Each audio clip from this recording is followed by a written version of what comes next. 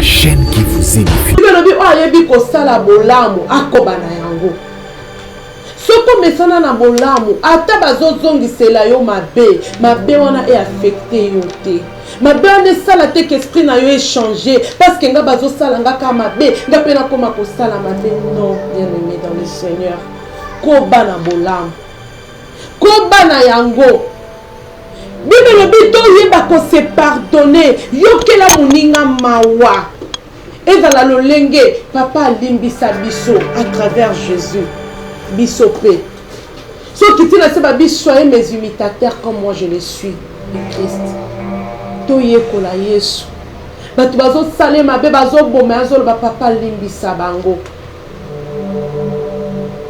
Kaka bato ba ekone passé mais yo solo ba na kolimbisa te. Na kolobisa te. Na kozala na bango lisusu te. Ozo kota mbula sika.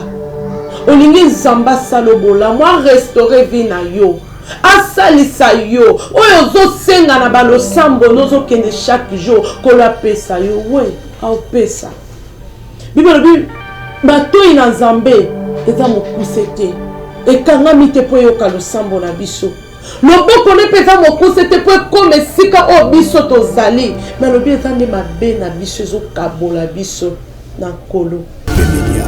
La chaîne qui vous édifie.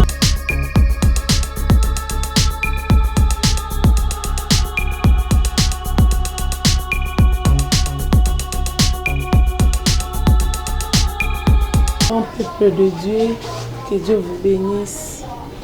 Zambé alola asala biso lisusu bolamu na grâce oyo asali biso ya kokuta na lisusu lelo na kati na émission na biso. Avant toute chose, on va commencer par la prière. Tata Nzambe na kombo na Yesu Christ de Nazareth na pesi yo merci Nzambe malamu Nzamba ngoya nyonso. Bible lobi nanga tout passera mais ta parole ne passera point. Liloba no ezali mwinda na makolo nanga pole na banzela nanga. Ekitaka va ezongi tikaka bilembo. Cher Saint-Esprit, tozana posa na yo. À travers cette parole, viens nous édifier. Viens faire encore de grandes choses. Liloba oyo ebikisa ekangola ebongisa bomo ya moto moko na kombo na Yesu Christ de Nazareth. Amen. Amen, amen, amen. Vraiment que Dieu vous bénisse encore. Ndenge na utaki koloba ni bandeli na kei ko souhaiter biso ba vie na biso. Ebike mbula ya sika tozokende na kokota Nzambe oyo azobatela biso kino lelo akosala biso grâce pe tokokota yango. Mais une chose na remarqué makasi na kati même na ba église na biso même tango tozo sambela même tango zo leka na nzela okoyoka partout ya de déclarations. Na koti 2022 na koti na bozwi nanga na koti na sengo na koti na boye boye na boye. Tout le monde déclare. Bangunya nanga ba échoué, ba bakolanda nga, ba kokweya, ba komona nga ite. C'est bien bon. Mais laissez-moi te dire bien-aimé. Na memeli biso message moko qui doivent tous nous interpeller. Oya koloba ke etaliete, toi na kachuana te, je ne sais pas. Okomona que ça nous concerne tous. Mutu moko te aza épargné. Tolingi nzamba sala biso bolam, c'est bien. Tolingi nzambe apambola biso, c'est bien. Au comment on a d'ici là, il y aura déjà le thème de chaque année. Année oyo ekozala ya boy, année oyo ekozala ya boy, année oyo ekozala ya boy. Mais une chose est vraie. Bible lobi lo sambo ya mosumu ki epai na nzambe za lokola makele la pamba na matoi. Dieu n'exauce pas le pécheur. Dans le livre de Matthieu 6 à partir du verset 12. Zamba lobi soki bino bokolimbisa baninga te ekozala pasi ngai pe nzambe na sala nini na limbisa bino. Na un message ya réconciliation et ya pardon. Tango tozo loba réconciliation, c'est-à-dire batwana bazala ki ko vous ala déjà malamu. to alo mie makambo nyonso bandaki kotambola bien mais eloko moko ya mabe ekoti na kati esali ke ndenge boyokani na bango ezalaki ebebi fo siko babongisa yango. De même quand l'homme a péché abebisaki boyokani na ye na Nzambe. Nzambe alingaka biso, Nzambe o asepelaka na biso, tobebisaka tokendaka mosika na ye. Fallait Christ aya pour que cette réconciliation biso na kolo ezala possible. Peto mona yango à travers Jésus on a obtenu cette réconciliation. Boyokani wana ezonga biso na papa, tokoma bana na ye, tokoma pe basantu. De même ndenge toyokana na papa à travers Jésus, mais entre nous aussi. Bien mais soki nzambo tozo mona te tolobi ke tolingaka ye, mais bandeko tozo vanda entre biso toyebi kolingana te. Toyebi kolimbisana te. Toyebi kobongisa te soki mabe ezalaki, kolo akosepela na biso te. Yeba diable atambolaka na lettre 2, mais notre Dieu marche avec les lettres R. Et pas un Nzambe diable tozomona destruction. Il vient pour détruire. Mais Dieu vient pour reconstruire. Il vient pour restaurer. Il vient pour faire de grandes choses. Tu veux que Dieu restaure ta vie dans 2022. Tu veux que Dieu restaure ta vie. Reconstruire ta vie qui a été détruite d'une manière ou d'une autre. Mais yo fo banda. Koluka place na motema na yo. Olimbi sabaninga. Sans plus tarder. Dans Kolingato, la première verset na biso. Nous sommes dans le livre de Matthieu 18, à partir du verset 21 jusqu'à 35. Nous lisons au nom de Jésus-Christ de Nazareth. Alors Pierre s'approcha de lui et dit, Seigneur, combien de fois pardonnerai-je à mon frère lorsqu'il a péché contre moi? Serait jusqu'à 7 fois? Jésus lui dit, je ne te dis pas jusqu'à 7 fois, mais jusqu'à 77 fois 7. C'est pourquoi le royaume des cieux est semblable à un roi qui voulut faire rendre compte à ses serviteurs. Et quand il s'est mis compte en lui, amenant un qui devait 10 000 talents, comme il n'avait pas de quoi payer son maître, ordonnant qu'il fît vendu, lui, sa femme et ses enfants, et tout ce qu'il avait, et que la dette fut acquittée. Le serviteur se jeta à terre, se prosterna devant lui, dit, Seigneur, aie patience avec moi, et je te payerai tout. Et mis de compassion, le maître de ses serviteurs le laissa aller et lui dit, et lui remit la dette. Après qu'il fit sortir ses serviteurs, racontant l'un de ses compagnons, qui lui devait 100 deniers, et le saisit en l'étranglant, disant, paye ce que je lui dois. Son compagnon se jeta à terre, le suppliant, disant, aie patience avec moi, je te le payerai. Mais l'autre ne voulut pas. Il alla le jeter en prison jusqu'à ce qu'il aille payer ce qu'il devait. Ses compagnons, ayant vu ce qu'il était arrivé, furent profondément attristés et allaient raconter à leur maître tout ce qui s'était passé.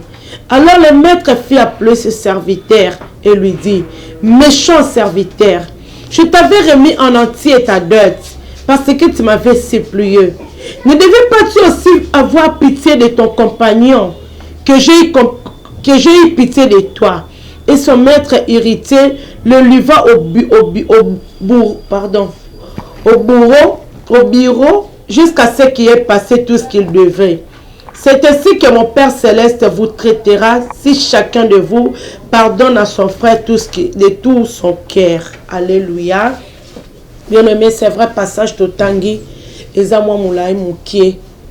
Mais awa, balobi apôtre Paul, Pierre, azoitu na Yesu. Alobi Yesu, nakoki kolimbisa combien de fois baninga. Yesu alobi na Pierre, vous devrez pardonner 77 fois 7 et non 7 fois. Abandi kokita na se azopesa parabole. Alobi roi moko azalaki na ba serviteur na ye. Oyo esengelaki mutu na mutu a rendre compte epai na ye. Mais moko aye na compte na ye fallait apesa mbongo. Bien aimé, prenez exemple lelo oyo nyongo oyo ndeko azalaki nango ezalaki ata 10 000 $, soit encore 100 000 $. Et balobi na temps wana esengelaki bazwa bango bateka bango comme des esclaves. Et puis mokonzi wana azwa mbongo na ye. Ye mokote na mwasi na ye na bana na ye abandi kolela. Alobi mokonzi, moi patience mukie yokelanga mawa na koluka mbongo na kofuta yo na kopesa yo. Pe mokonzi wana yokeli ye mawa alobi botika ye akende. Kaka ndeko wana kobima libanda ye bauti kolimbisa ye na nyongone ya 10 000 $. Akutani na nyongo ndeko aza na nyongone ya 1000 $. A saisir ye pe. Pesanga mbongo na nga, pesanga mbongo na nga yalobi pardon. Zo moi patience mukie na kopesa yo mbongo na yo. Na moi ta mukie zela. Alobi jamais. Impossible. Le loka kando zo pia mbongo. Soko pesinga mbongo na nga te, c'est que nga no tozo kende na prison. Azwa ndeko amemi na la police bakangi ndeko. Et maintenant lekeli bato babandeko yo assisté na scène. N'est-ce pas yende mokonza oti kolimbise ne bele ya mbongo. Yekutu balimbise na 10 000. Bongo ndeko azaka na 1000 ne ya pamba ko kolimbise pete. Azwa pe patience. Parce que boya kite ke na kofuta te malobi moi patience mokie. Bazonga epai ya mokonzi. Alobi comment expliquer yonga la limbisi yo. Yokutu mbongo na nge bele mengai. Po yo olimbisa mninga tana mbongo no ya mokie yo boyi. Méchant serviteur, beau joyeux. Boke koboaka epé na prison. Bien aimé, pourquoi Jésus nous a donné ces grandes leçons de pardon? Tant que nous vivrons dans ce monde, il y aura toujours des problèmes. Kozela te batu nyonso balinga yo.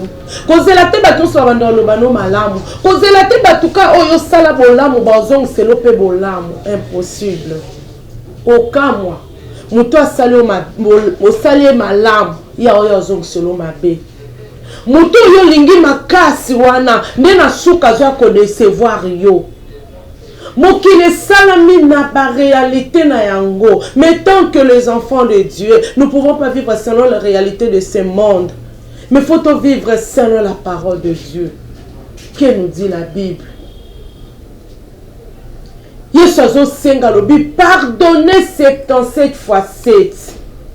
Ndekozo landangai. Bien-aimé dans le Seigneur. Oye sika oza. Peut-être na tango yo kangami na chambre zo lela. Parce que va décevoir yo. Parce que mutuano lingaki makasi asali yo mabe. Parce que ndeko wana osalaki bolamu ebele na suka ya futi yo kaka mabe.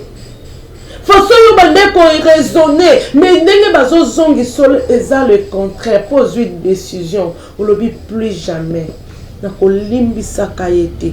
Ngai na ye rendez-vous soki na wapi. Ngai na ye badie. Là tozo kota nga na okende soki lola ye li felo. Oh soki na li felo. Non bien aimé. Le lokolo eko interpeller yo. Nanga. Tolingi nzamba sala biso bolamu. Tolingi 2022 à la pona yo ane ya makamba malamu. Nenge kaka tozo kende na ba prière. Oh toi na 31, toi na 21, toi na 14 jours, toi na séminaire, prière à dédicace, nazo kende, Zambe penza, mbuloyo. Oui. Toboite. Matthieu 6 à partir verset 4. Pardon 14 et l'obinin. Si vous ne pardonnez pas aux hommes leurs offenses, votre Père Céleste vous pardonnera pas aussi. Mais si vous pardonnez aux hommes, votre Père ne vous pardonnerait pas non plus leurs offenses. Alléluia. Yesu soki okolimbisa baninga tata na ona likolo pa kolimbiso. Mais soki okoboya kolimbisa baninga ana se ekozala passe. Tata na biso pe na likola limbisa biso. Bien-aimé, mabe combien peut to salaka. To sala Yesu mabe chaque jour. tosala nzambe mabe chaque jour tozongisa yesu na ekulusu chaque jour na façon na biso ya kozala na makambo na biso na rise na bacomportement yo ozalaka kaka mutu moko tonda bamakambo ya mabe oyebi ke esepesa nzambe te mais tu le fais mais après ozongaka papa mawa na yo papa yoka mawa papa limbisa papa tozozonga na makolo na ye aoyoka ma azolimbisa mais mpona nini poko kolimbisa baninga te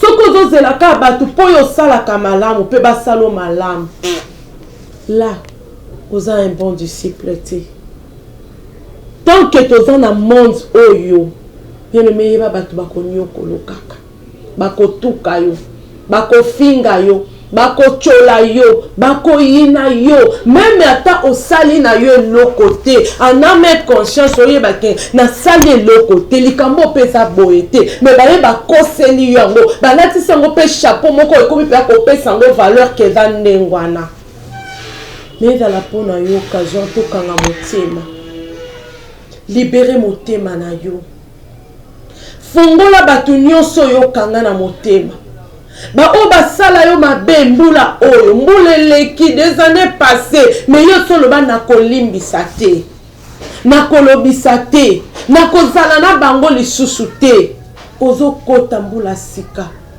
olingi nzambe asala bolamu arestore vi na yo asalisa yo oyo ozosenga na balosambo nozokende chaque jour kolo apesa yo we aopesa bibolobi batoi na nzambe eza mokuse te ekangami te mpo eyoka losambo na biso loboko ne mpe eza mokuse te mpo ekoma esika oyo biso tozali me lobi eza nde mabe na biso ezokabola biso na nkolo mabe na biso nde ezotya séparation entre biso na nzambe bien-aimé koluka te omikanga oyebi ntango oyina motu nayebi te so ndenge oyokaka d'abord yo moko na kati na yo pour sentir que oza pena kimia te oza pena esengo te eya loko ozomema bacharge moko bamarchandise moko ya kopola ya kobeba olio depose obwaka yango yo oke nango yo ozongi nango oke nango ekomeli yo charge moko à tout moment te biso olobi tolimisa 7 ans 7 fois 7 est-ce que bando banda kolimisa déjà koki ata 5 ans zo 77 multipliant par 7 esali combien mais quand pour asali o likambo wana chef wana penza atrahir ngai na banda ko rendre ba service sur malamu te loko asali nga na suka prends le temps de le pardonner maman na kata libala oh mobali oyo kaka ba déception et so zui décision cette fois-ci na tchela ta poison akufa malamu biso sto zanga elibanda non ko sala yango te joie ton limbisaye et pardonne de tout ton cœur et dans la mbeboté et dans la formalité te memotema na yo et se libérer babi le pardon c'est une puissance qui libère. Quand tu apprends à pardonner yo moko na nozo banda ko se libérer après zo libérer ce ko baninga oyo kangela ki motema ata mobali yango asala ki o mabe ata laka ki o fiançailles aya bali yo te oyo kaki abali mutu mususu yo kangi na motema na mona ya kota malamu na libala wana na mona ya sepela na mona yebo même si aux yeux déception la seule personne qui ne déçoit pas c'est Jésus-Christ de Nazareth. Bien-aimé, tous les humains déçoivent. Mokili ndenge zawana esalamika na makambo ya mabe na ba déception. Muta desevaka biso te ezaka Jésus-Christ de Nazareth. Fungola motema na yo. Kokotisa faire, kokotisa traverser oyo te ya 2022 oyo 2021 kokota 2022 boye te. Ya tala tande bato ba kufesa lo somoti. Boso okufe na mikumba bato na motema. Osukaki lelo to vivre likola mabele to tambola mais jour mutu nyonso rendre compte liboso ya nzambe pe mabele to nyata le jour yango nde nyata biso to za na se na yango o rendre compte na yo bat ba okufa na sorte nyonso ba mort subite ba tension mutalalika la mukita kufi mais yo ozolanda message o lelo peut-être nzamba lingi yo Zamba lingingai. Avant na posate, okota na makambo, ba charge oyo na mbula ya sika. Et pour na kochite ko conclure, tous passage na biso oyo ya suka. Na livre ya Ephésiens 4, verset 32. Bible lobi, soyez bons les uns avec les autres, compatissants, vous pardonnez réciproquement comme Dieu vous a pardonné en Christ. Alléluia. Balobi, soyez bons, compatissants les uns avec les autres. Bible lobi, oyebi ko sala bolamu akobana yango. Soko mesana na bolamu ata bazozongisela yo mabe wana e affecté yo te. Mabe wana sala te que esprit na yo e changé parce que nga bazosala nga ka mabe nga pe na koma ko sala mabe. Non, bien-aimé dans le Seigneur, koba na bolamu, koba na yango. Bible lobi to yeba ko se pardonner yokela muninga mawa ezala lolenge papa limbisa biso à travers Jésus. Bisopé. Ceux qui disent que soyez mes imitateurs comme moi je le suis de Christ. Toye kola Yesu. Batu bazo sale mabe bazo boma azolo ba papa limbisa bango. Kaka bato ba eko kangaye. Pierre alukia katalito ya zongisi. Regardez peu ba acte ya boye ya bolingo ya boye. Bible il est allé à la mort jusqu'à la mort à la croix. Lui qui n'avait point commis le péché. Mais amema masumu na biso, amema mabe na biso, andimi akufa nango liwa ya soni ya somo. Ponga na yo tozwa bolimbisi ya masumu. Mais soki nzamba ko kolimbisa biso pona ni biso to kolimbisa baninga te. Abondeli yo papa, ata mama wana salaki yo mabe. Ozaki décision que libalo ezokufa kaka, moi so ya trahir ngai, moi so aza moi si mabe. Luka esika limbisa ye. Bon réconcilier les sous-sous. Foyer na bino ezonga lisusu na kimia. Pasteur, j'entends kolimbisa ba fidèle. Oyo tout le temps bazo sala kayo mabe. Devant un problème, ba ye osambeli. Ba moni pe miracle, ba moni loboko nzambe, metango ba baluki. Pasteur wana za mabe, pasteur na biso kutu boye, ba olo bakaka mabe pe ezozonga na matoi na yo. Ne regrette pas pour eux. Prends le temps de le pardonner. Et nzamba kolimbisa. Akolimbisa bango, kolimbisa yo. Banzimi, yo mesani na kati église, osala kaka trouble depuis année banda kiti année zokende. Na souka, yo sema qui trouble na janvier, o semaine na mars, o semaine na juin, o semaine na août, o zokende na rotina décembre. Non, non, non. Il veut chercher la paix avec tous et la sanctification. C'est à laquelle personne ne verra le Seigneur. Tout le cas kimia na bandeko, tout le cas kimia na mabota. Au comment sujet à division na kati ya famille. Yondo me makaba nouvelle mabe pour ba ina baninga division et kota. Yo kenda kaka na incompréhension. Yo sala ka baninga makambe ko sala bango pasi. Yaya to kotambula sika malamu elongo na nzambe. Bible lobi to milengela to yebi mokolo te. Ba ope ba kufa elobi to leki bango te.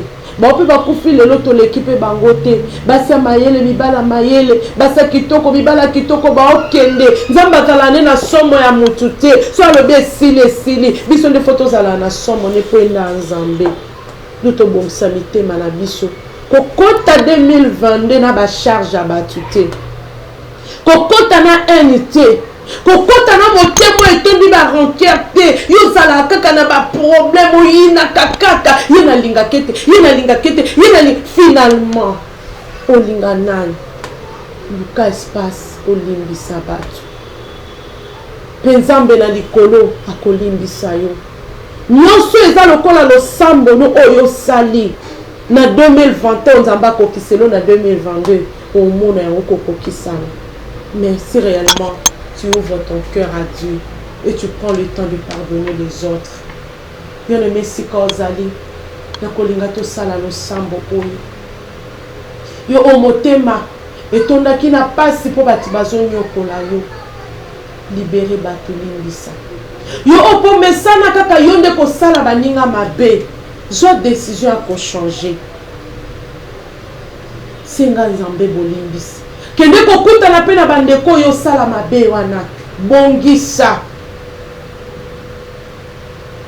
Livre ya 2 Corinthiens 5, 18 et Zoloba. Tout cela vient de Dieu qui nous a réconciliés avec lui et nous a donné aussi le ministère de la réconciliation.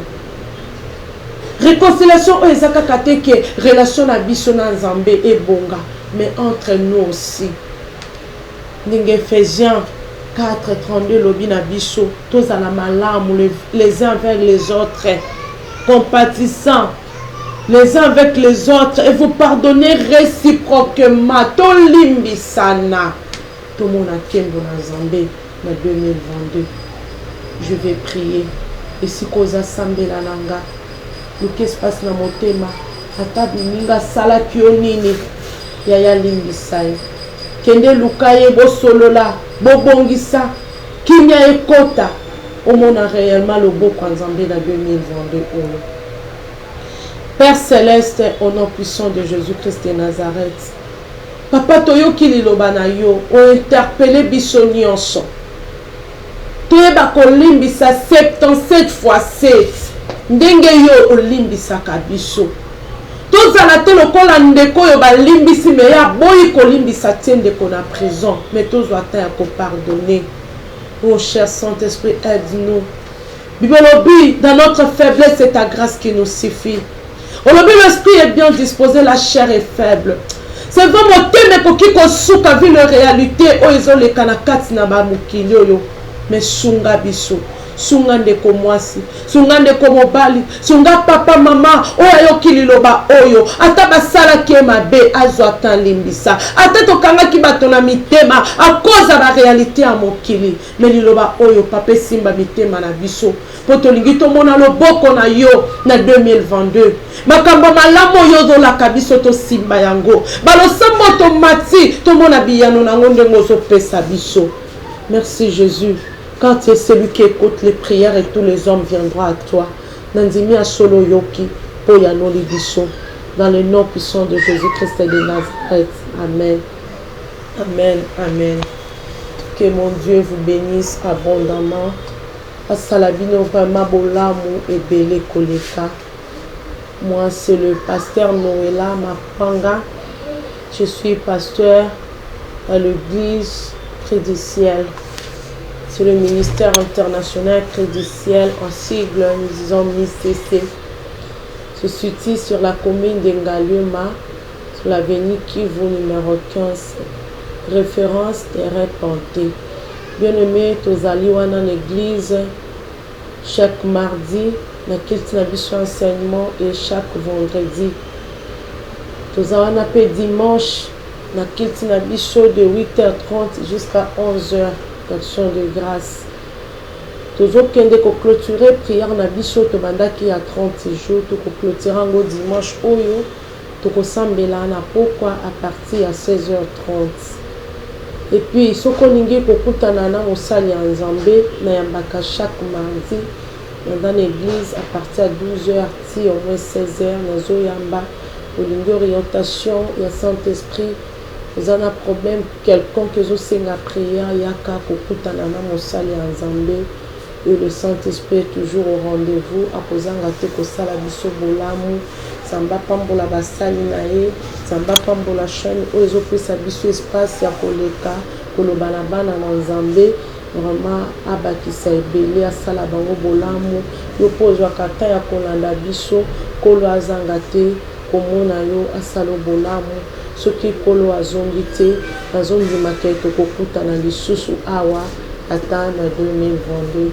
Que Dieu vous bénisse abondamment. Merci. Bemelia, la chaîne qui vous édifie.